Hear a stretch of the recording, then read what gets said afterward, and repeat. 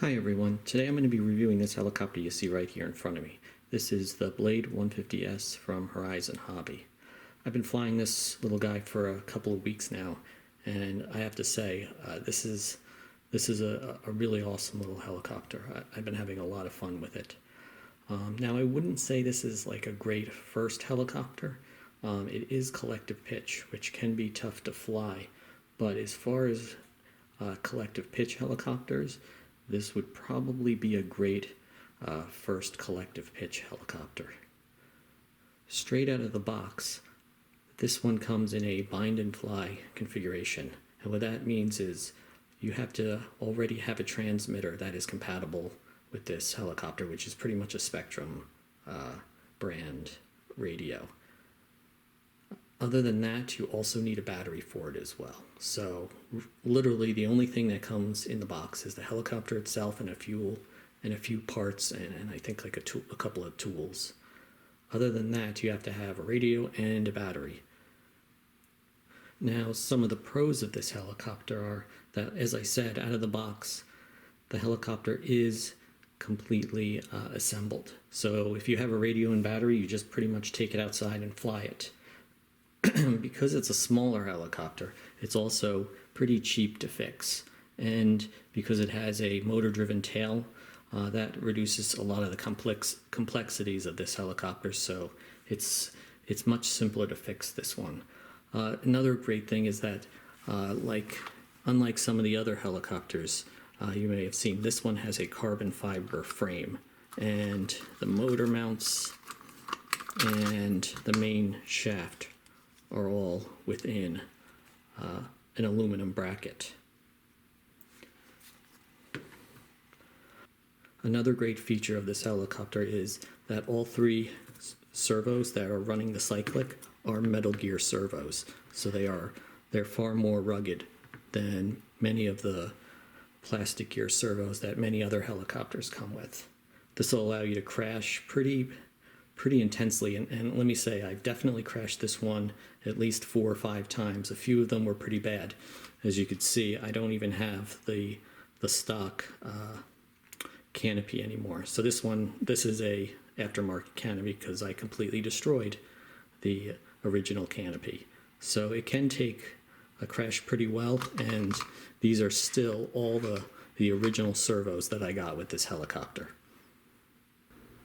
Now, moving along to one of the more neutral features of this helicopter is this one has a motor-driven tail. So there's no pitch slider, there's no servo here, there's no linkages. It's literally just a small motor and there's a wire that goes within the tail boom, and it just runs this rotor here, which is just a fixed pitch rotor blade.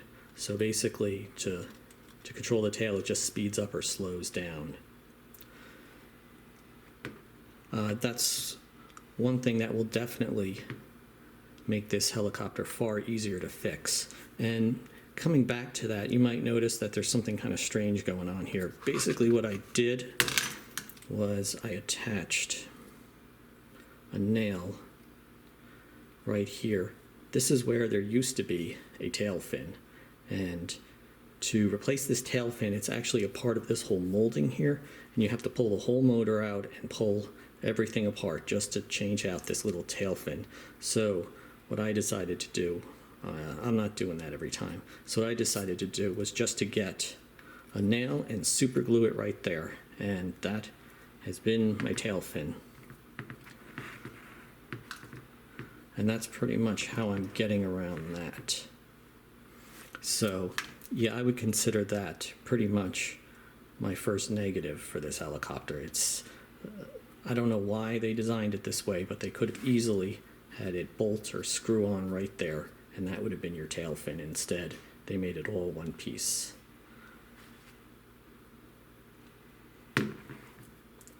If you don't want to keep using, I guess, the nail method like I showed you, then they do have parts from Micro Heli here, which basically is exactly what I was hoping for.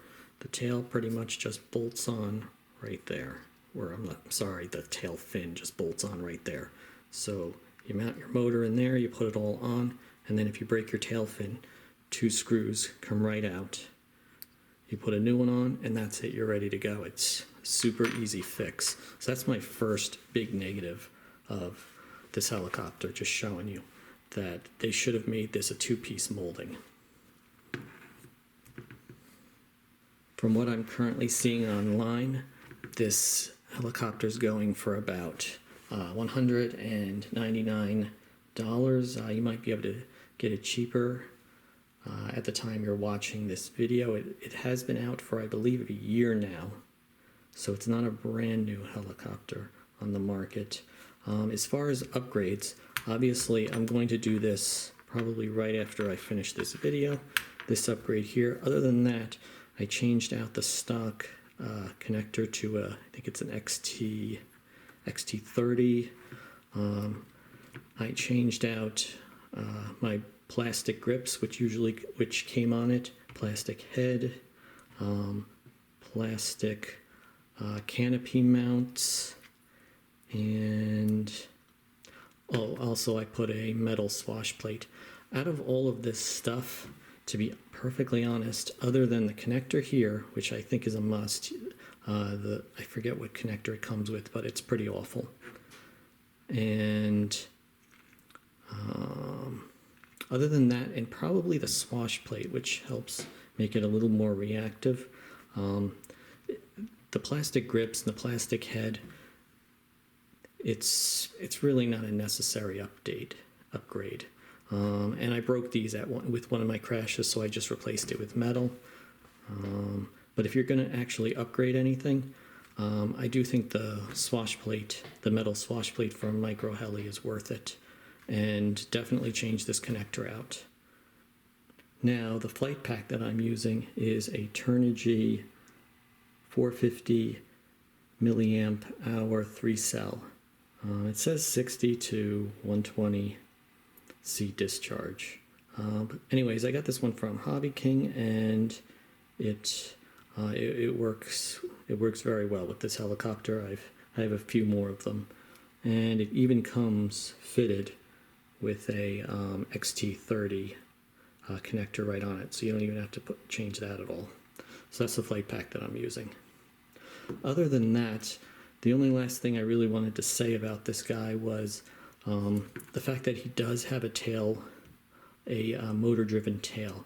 One thing you have to understand is for helicopters that have a pitch slider and a servo and essentially are not fixed pitch tails, they can shift their tails around very quickly and very accurately and very abruptly, I guess. Whereas with this one, the tail kind of drifts around a little bit. Like, it stays pretty locked in place while it's flying, but when you try to do pirouettes, first off, usually when it goes in this direction, it goes faster, but when it moves in this direction, it actually kind of, you move the stick, it kind of sits there for a minute, and then it takes off, and that's because it's actually just using the counter. It's powering down this rotor here, and it's just letting the torque of the motor turn the helicopter. So basically what I'm saying is you have inconsistent yawing on this helicopter. Now if you're just flying it around, you're just starting to fly collective pitch helicopters, and you're basically just flying it around, as they say, scale, just going around in circles, going up and down, things like that, it's not a big deal. But it can be more difficult when you try to do certain types of maneuvers and stunts and tricks with some of these helicopters if you're a more advanced flyer. Basically, just know that this tail is not going to feel like a tail with a pitch slider on it. So at the moment, that's pretty much all I can think about with this helicopter. I haven't had any really big issues with it. I mean, like I said, the tail is a little slow and a little inconsistent, and has kind of a bad design back there, but that can easily be fixed with third-party parts or just some super glue, I suppose. Other than that, it's a really good little helicopter. A lot of people don't like this here. I forget exactly what it does. It's for like interference or something. I don't know. It doesn't really bother me, so I just left it. Other than that, I think it's a great little helicopter to have and fly around in your backyard. But don't expect any amazing performance out of it. Alright, so that's all I have for this one. Thanks for watching, and I hope I'll see you in the next one. Bye.